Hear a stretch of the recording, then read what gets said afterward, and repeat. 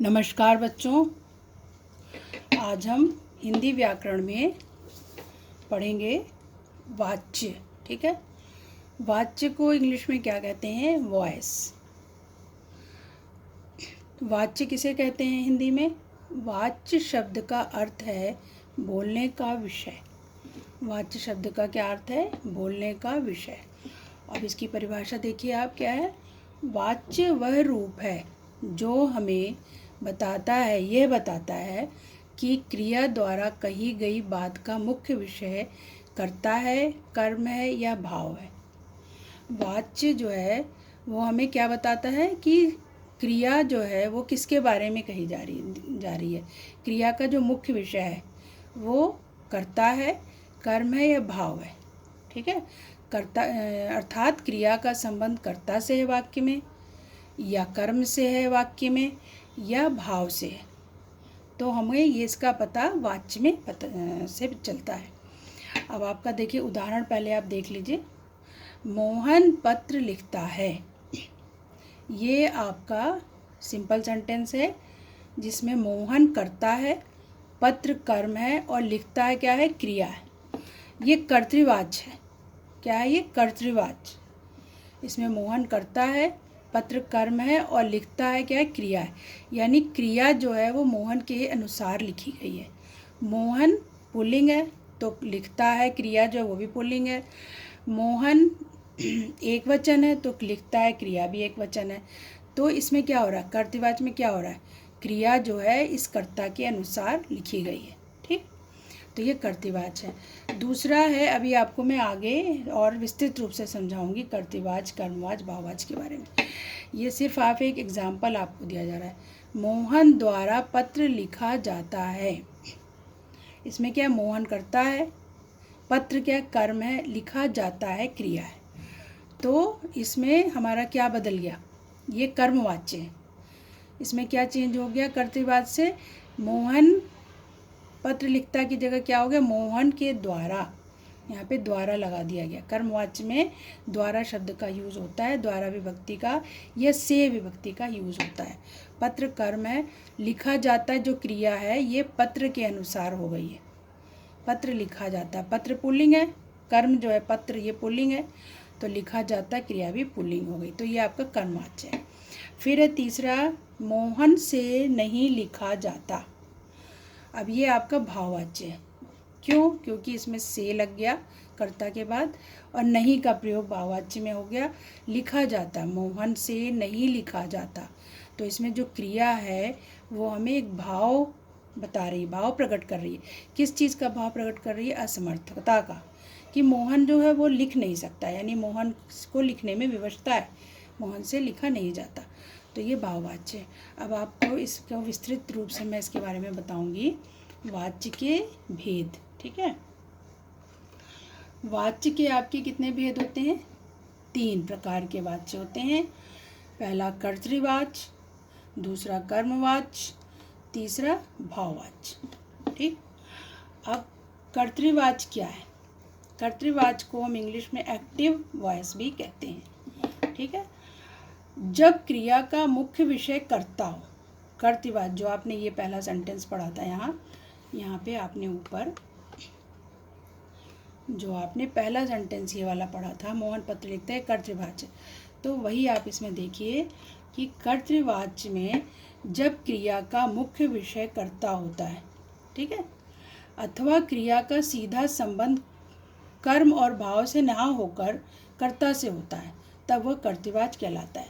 कर्तृवाच्य में क्रिया का मुख्य संबंध कर्ता से होता है, मुख्य विषय कर्ता होता है, उसी के अनुसार क्रिया लिखी जाती है, उसका संबंध कर्म और भाव से नहीं होता। कर्तृवाच्य में क्रिया का संबंध कर्म और भाव से ना होकर कर्ता से होता है। ठीक है, तो उसको हम कर्तृवाच्य कहते हैं। अब आप इसका आगे देखिए, इसमें क्या होता है आपका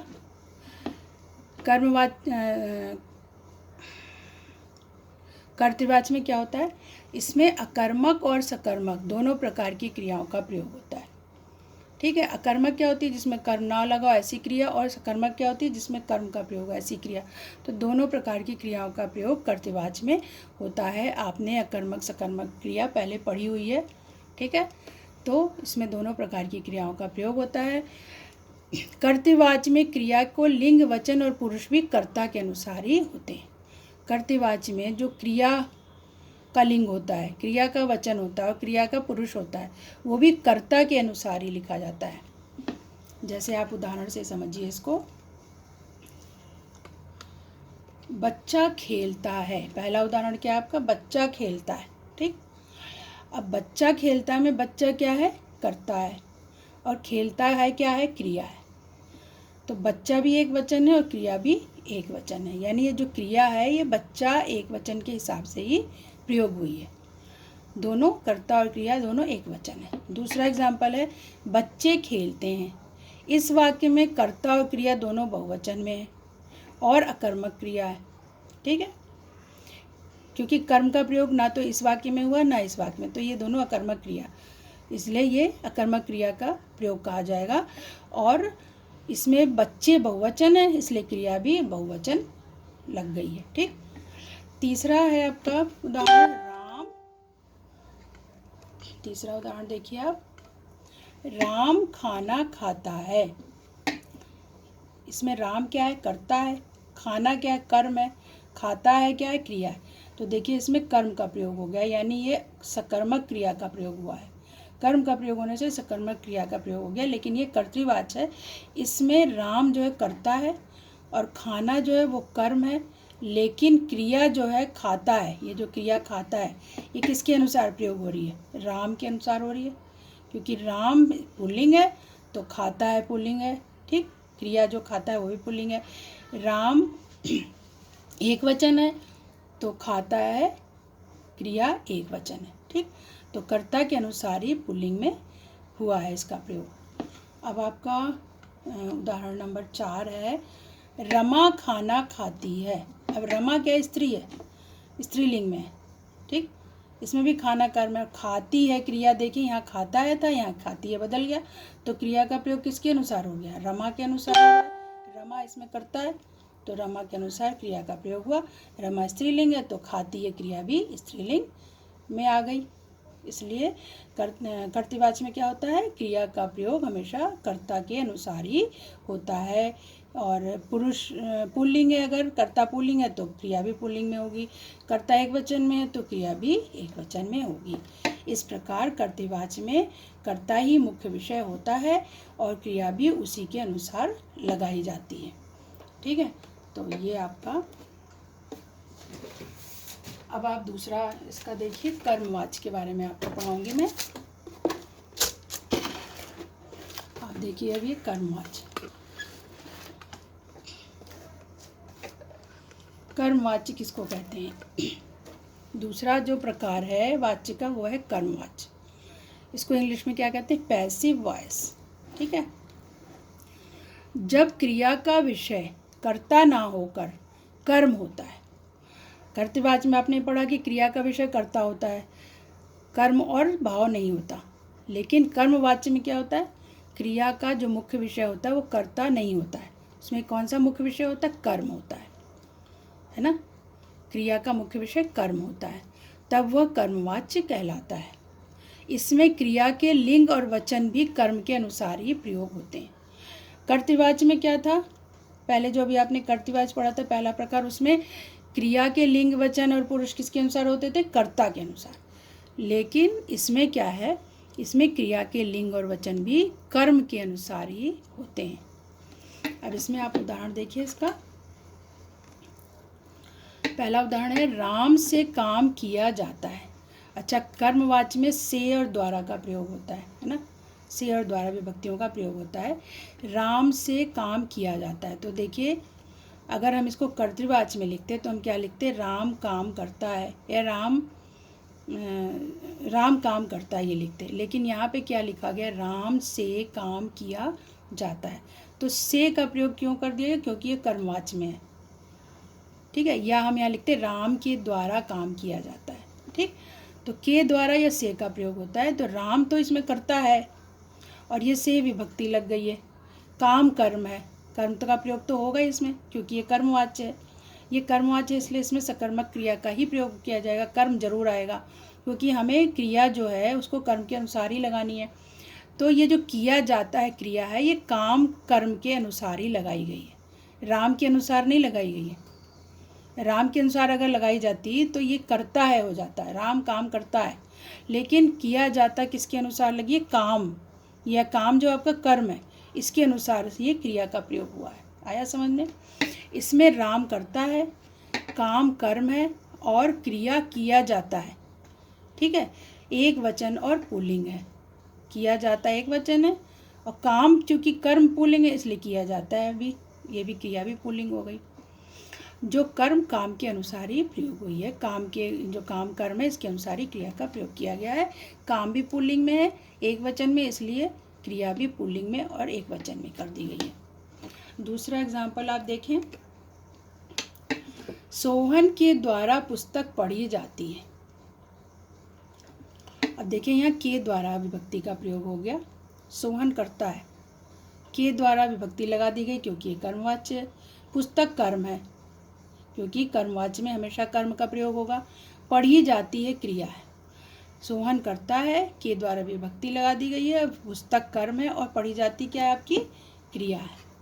तो इस वाक्य में क्या है, पुस्तक कर्म है, तो इस कर्म के अनुसार ही पढ़ी जाती क्रिया का प्रयोग किया गया है। ठीक है, क्योंकि पुस्तक स्त्रीलिंग है, पुस्तक कर्म जो है वो स्त्रीलिंग है, इसलिए पढ़ी जाती क्या हो गया, क्रिया क्या हो गई, स्त्रीलिंग में आ गई। ठीक है, तो इस वाक्य में पुस्तक कर्म है जो स्त्रीलिंग में है, इसलिए क्रिया पढ़ी जाती भी स्त्रीलिंग में प्रयोग हुई है। तीसरा एग्जाम्पल है, धोबी से कपड़े धोए गए। अब धोबी इसमें करता है और से लग गया, कर्मवाच्य है। कपड़े कर्म है, कपड़े क्या है, कर्म है, और कपड़े बहुवचन में है, तो धोए गए क्रिया भी आपकी किस में हो गई, बहुवचन में हो गई। ठीक है, अगर ये धोबी के अनुसार हम क्रिया लगाते तो कर्तृवाच्य होता है, तो क्या हो जाता है, धोबी ने कपड़े धोए, तब तो धोए हो जाता खाली, या धोबी कपड़े धोता है इस तरह लगता। लेकिन चूंकि ये कर्मवाच्य है इसलिए इसमें धोबी से लगा दिया गया, कपड़े धोए गए, कपड़े बहुवचन में है और कर्म है, तो इसके अनुसार ही धोए गए क्रिया का प्रयोग हुआ है, जो ये भी बहुवचन में क्रिया लगाई गई है। आगे समझ में? अब आप इसमें देखिए और क्या है इसमें,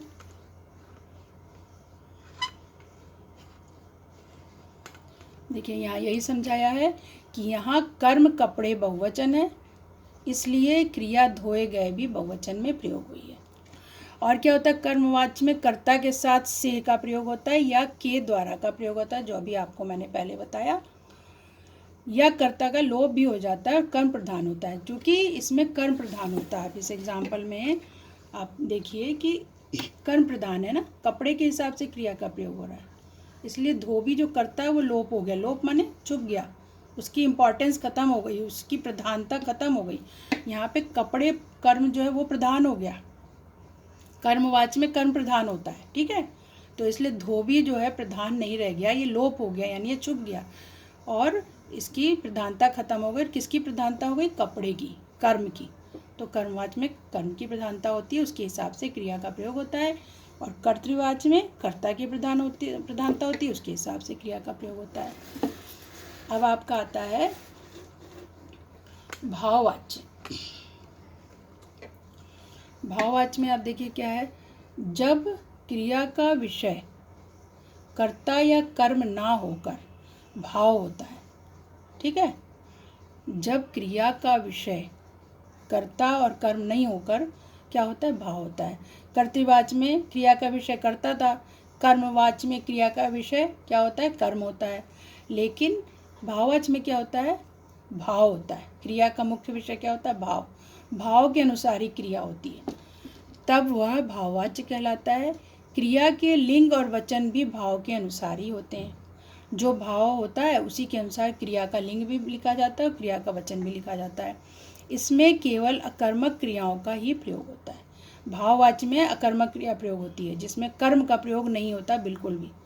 कर्मवाच्य में कर्म का प्रयोग होता है और कर्तृवाच्य में सकर्मक अकर्मक दोनों तरह की क्रिया प्रयोग होती है। लेकिन भाववाच्य में आपके कर्म का प्रयोग नहीं होता, बिना कर्म के प्रयोग होती है क्रिया। भाववाच्य में असमर्थता या विवशता प्रकट होती है। भाववाच्य के जो वाक्य बनते हैं उसमें असमर्थता और विवशता प्रकट की जाती है और नहीं का प्रयोग भी किया जाता है, क्योंकि विवशता जहाँ आएगी वहाँ नहीं का प्रयोग हुआ कि हम ये काम नहीं कर सकते, है ना। मैं ये नहीं कर सकता, मुझसे ये नहीं किया जा सकता, मुझसे चला नहीं जाता। तो हमारे मन में एक भाव आ रहा है कि मैं चलने में असमर्थ हूँ, विवश हूँ, इसलिए नहीं चला जा सकता, तो नहीं का प्रयोग होता है और असमर्थता और विवशता प्रकट होती है। इसके उदाहरण आप देखिए। अब पहला है मुझसे चला नहीं जाता। इसमें क्या है, अब इस वाक्य में चला नहीं जाता जो क्रिया है, ये क्रिया है, चला नहीं जाता। तो ये और क्या है, और ना चलने की विवशता भी बता रहा है। ये चला नहीं जाता, ये इससे हमें ये पता चल रहा है कि मैं चलने में विवश हूँ या मैं असमर्थ हूँ। तो इसी क्रिया से ही हमें क्या पता चल रहा है, भाव भी पता चल रहा है। चला नहीं जाता ये जो क्रिया है, इससे हमें ये भाव भी पता चल रहा है, हमारे मन में भाव आ रहा है कि मैं चल नहीं सकती या मैं चलने में असमर्थ हूँ, ये हमारा भाव है। तो भाव के हिसाब से ये क्रिया का प्रयोग भी हुआ है और ये हमें भाव भी बता रहा है। तो यहाँ पे क्रिया ही स्वयं प्रधान हो जाती है, क्योंकि ना चलने की असमर्थता प्रकट कर रही है क्रिया, ठीक है ना। जो हमारे असमर्थता है, विवशता है कि मैं चल नहीं सकती, वो एक भाव है, और नहीं जाता क्रिया लगा दी गई, है ना। चला नहीं जाता क्रिया भी है, तो यहाँ पे क्रिया स्वयं ही भाव बन गई है और स्वयं ही प्रधान हो गई है, क्योंकि वो असमर्थता या विवशता का भाव भी प्रकट कर रही है। अब आपका आता है एक एग्जाम्पल और है इसका भाववाच्य का, इसको देखिए आप। एक एग्जाम्पल आपका और है, दूसरा एग्जाम्पल है आपका, मुझसे सोचा भी नहीं जा सकता। ये दूसरा एग्जाम्पल है, मुझसे सोचा भी नहीं जा सकता। तो इसमें क्या है, इसमें भी सोचा भी क्रिया है, नहीं जा सकता भी क्रिया है, नहीं का ही प्रयोग हुआ है। ये पूरी क्रिया है और ये पूरा भाव भी है, ठीक है। सोचना भाव में आ गया और नहीं जा सकता क्रिया हो गया। यहाँ भी क्रिया का सीधा संबंध किससे, भाव से, कि मैं सोचने में असमर्थ हूँ, मैं सोचने में विवश हूँ, है ना। इससे क्या पता चल रहा है कि विवशता पता चल रही कि मैं सोच नहीं सकती, विवशता है मेरी। तो सोचा भी नहीं जा सकता से विवशता का भाव प्रकट हो रहा है, इसलिए यहाँ पे भाव के अनुसार ही क्रिया का प्रयोग किया गया है। तो ये आपको मैं ऐसे भी भेज दे रही हूँ, आप अपनी कॉपी में इसको लिख लीजिए और इसको याद करिए और समझिए, इस वीडियो को देखिए और इसके बारे में समझिए। इसके बाद मैं आपको वाच्य परिवर्तन भी समझाऊँगी।